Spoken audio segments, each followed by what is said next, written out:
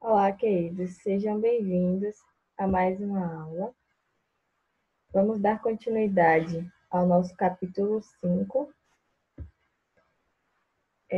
Eu venho aqui pedir para vocês que estudem, se dediquem, porque esse capítulo ele é mais complexo do que o que nós estamos acostumados. Então, se vocês tiverem alguma dúvida, se vocês precisarem de uma revisão, me avise qual assunto que ficou sem entender, para que nós possamos compreender antes de passar para os próximos. Porque se chegar lá na frente e, e por acaso tiver alguma dúvida, tem que voltar desde o início. Tá? Então, eu vou pedir para vocês que, por favor, estejam estudando, estejam se dedicando para a atividade. Não é para fazer atividade de qualquer jeito, responder o que vier na cabeça. Procurem no texto, porque isso vai ajudar vocês a fixar e a memorizar os conteúdos ensinados, certo? Inicialmente, eu quero fazer uma revisão sobre alguns termos que nós estamos aqui utilizando.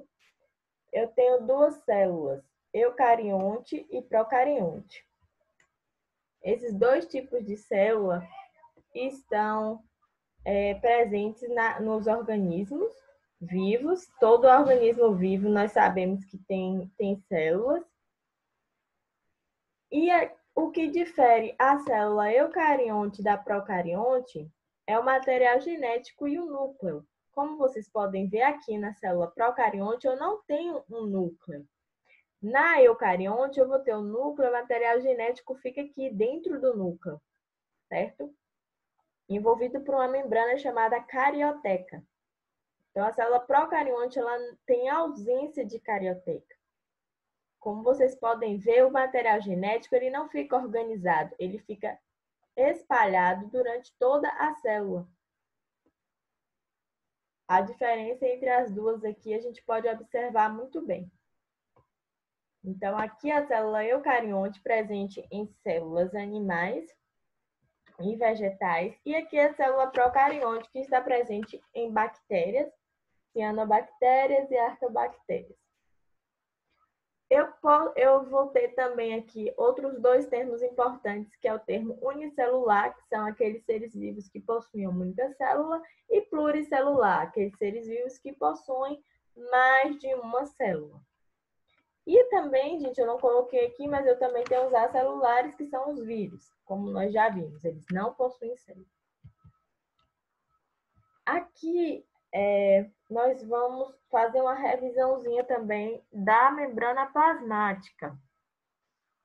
Nós vimos que a membrana ela tem uma camada, né, fosfolipídica, e que também chamamos de mosaico fluido, tá?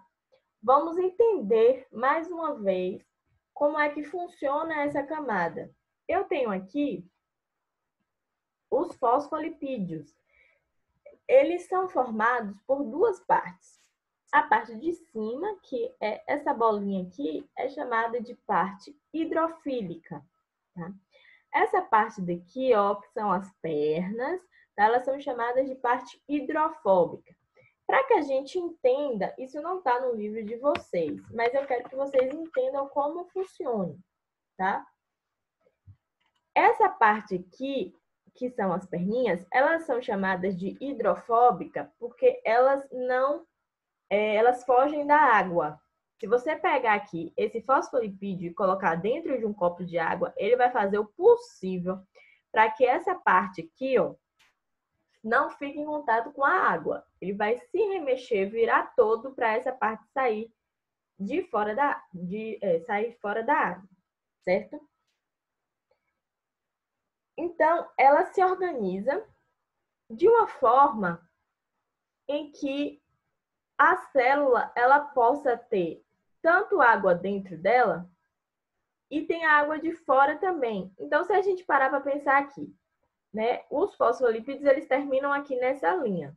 Eu tenho a célula aqui dentro e tenho o meio extracelular que é cá fora. Tanto aqui fora como aqui dentro eu tenho água, porque dentro da célula eu tenho água. né? Então, o que que essa camada daqui de baixo vai fazer, já que ela não pode entrar em contato com a água? Aí, o que que eles fazem? Eles criam outra camada. E aí, essa camada aqui de cabeça para baixo. E aí, nesse meio aqui, entre os dois, eu não tenho água, tá? Eu só vou ter água dentro da célula, que é essa parte daqui de baixo, chamada intracelular, e vou ter água também no meio externo, que é chamado de extracelular, mas eu não tenho água aqui. Por isso que é chamada de bicamada fosfolipídica. Eu tenho duas camadas, tá vendo? Eu espero que tenha ficado bem claro, gente. Aqui não tem água, tá? Eles se organizaram de uma forma em que eles não, essa parte aqui de baixo, que é a parte chamada hidrofílica, não tenha contato com a água. Por isso que é chamada bicamada fosfolipídica. Vamos observar aqui? Tá vendo que são duas camadas? Gente, essa aqui é a membrana plasmática, tá? Aqui dentro eu vou ter a célula, aqui embaixo. Então, a membrana plasmática, ela é toda recoberta dessa forma aqui. Como os fosfolipídios, eles não estão colados um no outro. Eles estão juntos, próximos. Eles não se colam, tá? Eles se organizaram para ficar dessa forma, mas não estão colados um no outro. E aí, eles ficam em movimento sempre. Por isso que é chamado de mosaico fluido. Esse movimento vai dar fluidez para a membrana plasmática. E como são partezinhas aqui separadas, por isso é chamada de mosaico, elas não estão grudadas, né? Quando a gente vai fazer um mosaico na arte, por exemplo, nós sabemos que as partes que a gente recorta ali, elas não ficam coladas uma na outra, ficam separadas. Então, aqui eu tenho os meus fosfolipídios, eles não estão colados, eles estão apenas próximos, certo? Como a minha célula ela tem organelas, eu preciso de portas para que haja entrada e saída de substância das minhas células. Então, essas portas vão ser as minhas proteínas, essas aqui, ó. As proteínas, elas funcionam como portas, tá? Elas vão permitir a passagem de algumas substâncias da célula. É por isso que a minha célula ela tem permeabilidade seletiva, porque ela escolhe, né? As proteínas elas ajudam nessa escolha de quem entra na célula e de quem sai da célula. Isso é chamado de permeabilidade seletiva, ou seja, ela seleciona, tá? Se observarmos esse modelo de célula, podemos perceber que é um modelo frágil. Então, se eu tiver um peso aqui, como eles não estão colados, eles só estão próximos, se eu colocar um peso aqui, a minha célula ela vai se quebrar, ela vai se partir, ela não vai conseguir segurar o peso, tá? Então, aí vai entrar o glicocálix, que são esses aqui, ó. Aqui nessa imagem, eu posso ver o glicocálix de forma melhor. O glicocálix, gente, ele vai servir para dar resistência à célula, certo? É para isso que serve o glicocálix. Ou seja, ele vai fornecer resistência aos fosfolipídios. Eu espero que tenha ficado claro. Se alguém tiver alguma dúvida, por favor, me procure, me envie, para que a gente não passe para o próximo assunto sem entender. Vamos lá.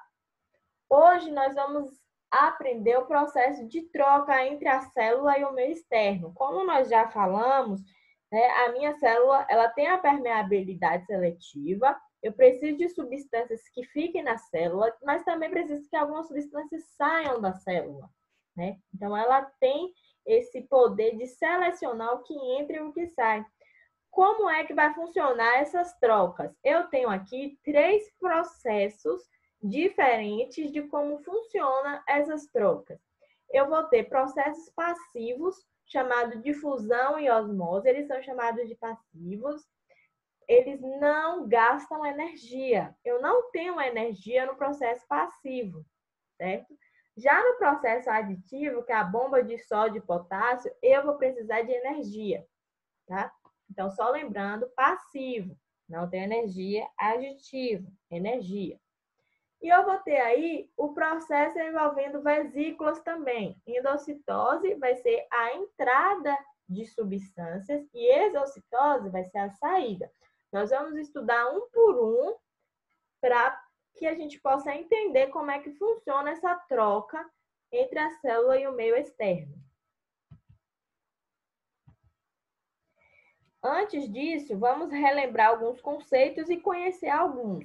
Soluto e solvente, nós já falamos nas aulas anteriores. Soluto é a substância que pode ser dissolvida, e ela vai ser dissolvida por quem? Pelo solvente. Então, o solvente ele é utilizado para dissolver o soluto. O solvente universal, como já falamos, é a água. A água, ela tem esse poder, né, de fazer com que vários solutos se dissolvam dentro dela, certo? E aqui eu vou ter concentração. O que é concentração? É a quantidade de soluto dispersa dentro do solvente. Tá? Vamos dar um exemplo para ficar mais claro. Uma xícara de café. Eu tenho aqui uma xícara bem pequenininha de café. Se eu pegasse essa xícara aqui da figura, né, e enchesse ela de água e colocasse aí 2 colheres de sopa cheias de café, o meu café ia ficar o quê? Muito forte, não é? Muito concentrado. Né? O cheiro do café, o gosto, tudo ia ficar forte, porque o meu café está concentrado. Já se eu pegar essa garrafa aqui, que ela está colocando, vamos supor que essa garrafa tenha 1 litro de água, por exemplo. E aí eu coloco as mesmas 2 colheres que eu coloquei aqui em 1 litro de água. Como é que vai ficar meu café? Vai ficar fraco, sem gosto, vai ficar parecendo um chá, né? Então aqui eu vou ter nada contra quem gosta de chá. Eu só gosto de maracujá, tá, gente? Mas o meu café ele vai ficar muito fraco se eu colocar 2 colheres dentro de 1 litro de água. Então, quando o meu café fica fraco, eu vou chamar ele de quê? Ele é menos concentrado, ele tem uma concentração menor. Quando o meu café está forte, ele tem uma concentração maior. O que chamamos de forte ou fraco em relação ao café aí vai ser a concentração. E por que eu estou falando isso? Porque os meios intracelular, que é o de dentro da célula, e extracelular, eles apresentam concentração de partículas de soluto. Então, eu preciso saber isso aí para entender o que acontece dentro da célula, certo? Quando comparamos 2 meios, aquele que possui maior quantidade é o meio hipertônico. Então, se eu pego aí vamos colocar aí o próprio café, que eu coloquei ali 2 colheres, né, dentro dele. Ele ficou muito concentrado, então é um meio hipertônico. Sempre que eu tiver 2 meios comparando e um vai ter uma quantidade de soluto maior do que o outro, eu vou ter, um campo hipertônico, certo? Um meio hipertônico. Quando eu comparo os meios e eu vejo que em um meio a concentração de soluto ele é menor, ele vai ser o quê? Hipotônico, certo? Vamos repetir mais uma vez? Hipertônico é quando a concentração do soluto é maior. Hipotônico é quando a concentração do soluto é menor. Eu estou comparando aí 2 meios, certo? E eu vou ter isotônico. O que é o isotônico? É quando a quantidade de soluto ela está igual entre os 2 meios, certo? Está equilibrado. Então, eu vou ter aí os meios isotônicos, certo? Após aprender esses conceitos, vamos passar para a difusão, que é o primeiro, né, processo de troca da célula, tá? O que é difusão?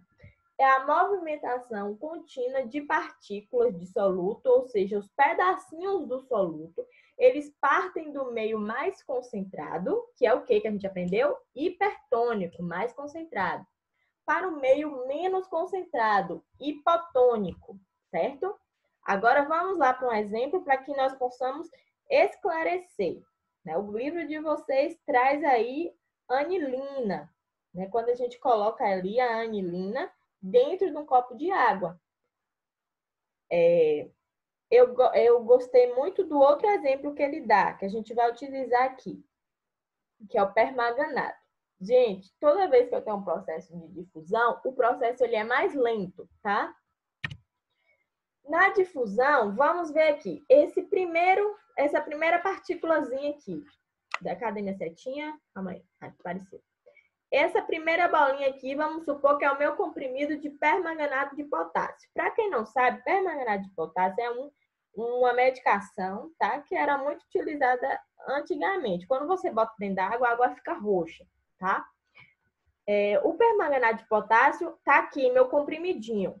Vocês concordam comigo? Se eu tenho o permanganato de potássio, que é o soluto, e a água, que é o solvente, quem é o meio hipertônico aí?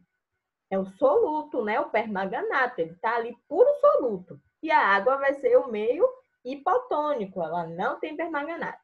Então, eu soltei meu comprimido de permanganato dentro d'água. Ele começa a se dissolver. Então, eu vou ter aqui a movimentação das partículas de permanganato. Elas estão se dissolvendo. Elas saem do meio mais concentrado, que era o comprimidinho formado, e começa a partir para o meio menos concentrado, que é a água. Tá? Então, ela estava super concentrada ali, o soluto, bem concentradinho, tudo junto, dentro do comprimido. Ele começa a se dissolver pela água, que é o meio menos concentrado. E aí, eu vou ter como resultado uma água roxa, certo? O livro de vocês traz um exemplo da respiração celular, tá?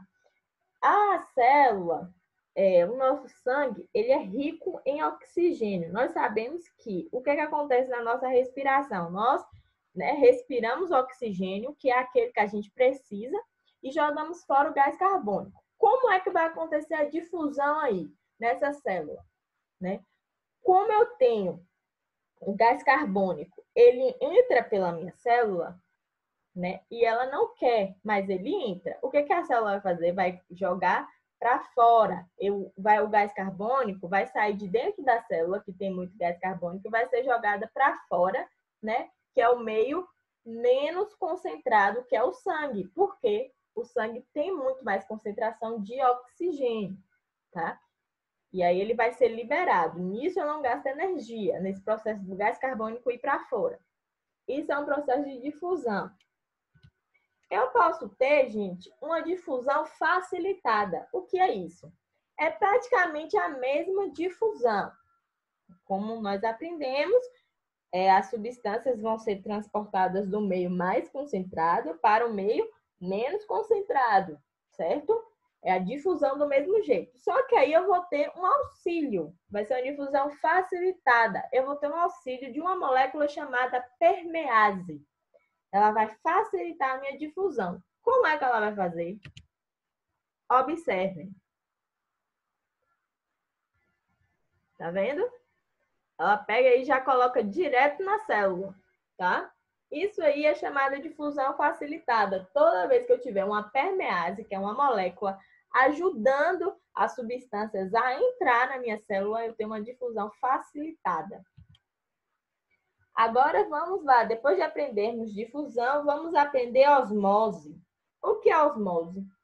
Vai ser o contrário da difusão, né? A água, ela passa do meio de menor concentração de soluto para o de maior concentração de soluto. Então, eu vou ter o contrário aí. Como é que isso vai acontecer? Eu pego uma alface, né? Vou fazer minha saladinha para o almoço, pego o alface e coloco ali, né? Tempero com sal. E deixo lá, não vou almoçar agora, vou almoçar mais tarde. O que vai acontecer? O meu alface vai murchar, gente, tá? E aí vai começar a encher de água a vasilha. Por quê? A água, né? O alface ali, ele sofreu osmose. A água saiu do meio de menor concentração de soluto para o de maior concentração de soluto. Quem era o soluto aqui? Era o sal, tá? O alface tem sal nele? Não, eu coloquei na vasilha, tá? Então, a água, ela sai do alface para vir atrás do sal, para vir onde tem mais soluto. Isso é um processo de osmose. Vamos observar aqui. Ele não funcionou. Gente, perdão. Mas aqui mostrava essa substância aqui, ela ficava murchinha. Ela ia murchando. Eu vou ver o que aconteceu, mas depois eu envio para vocês no grupo, certo? Ela murcha aqui. E aqui é o meio, né? Hipertônico. E aí o alface ele murcha. A água ela sai e vai para o meio hipertônico. Quando eu tenho isotônico, ela permanece igual, tá? Vamos aprender um pouco aqui, né, do isotônico. O ideal seria que as soluções se igualassem, né, que ficassem sempre isotônicas. Só que existe uma força que ela é contra a osmose, ela interrompe a osmose. Tá? Essa força é chamada de pressão osmótica. Então, o que acontece? Se vocês observarem no livro de vocês, na página 78, eu vou ter aí, né, um objeto pressionando o líquido na parte B. Essa pressão aí é a pressão osmótica. Isso vai fazer o quê? Com que a água ela fique igual, tanto no campo A como no campo B, tá? Então, essa pressão osmótica, ela pressiona de forma que a água ela não saia, ela não fique mais no lugar onde tem a soluto, ela vai ficar igual. Por que é importante eu saber sobre essa pressão osmótica? Porque eu vou precisar dela. Quando é que eu preciso dela? Quando as pessoas têm diarreia, por exemplo, o que acontece? Elas ficam desidratadas, porque perde muito líquido no corpo, certo? Então, quando eu bebo soro fisiológico, se eu colocar muita quantidade de sal, eu vou desidratar mais ainda, vou estar perdendo mais água. Porque, como nós vimos, o sal é soluto, né? Então, a água ela vai fugir, tá? Então, a quantidade de sal que eu coloco é uma quantidade certa. Aqueles pacotinhos que já vem pronto também, de reidratação oral. Então, ali, gente, vai formar uma quantidade correta para que o corpo não perca água, né? E aí começa a se reidratar, porque eu preciso de água. Por isso que a pressão osmótica é importante, certo? Nós terminamos o nosso capítulo aqui. Temos algumas atividades aí para fazer. Eu espero que vocês façam mesmo. Prestem muita atenção para ver se vocês conseguiram fixar o assunto na mente de vocês, tá? Caso não tenha conseguido, me mandem as dúvidas pelo WhatsApp, que eu estou aqui para responder, tá? Beijo, gente, e até a próxima aula.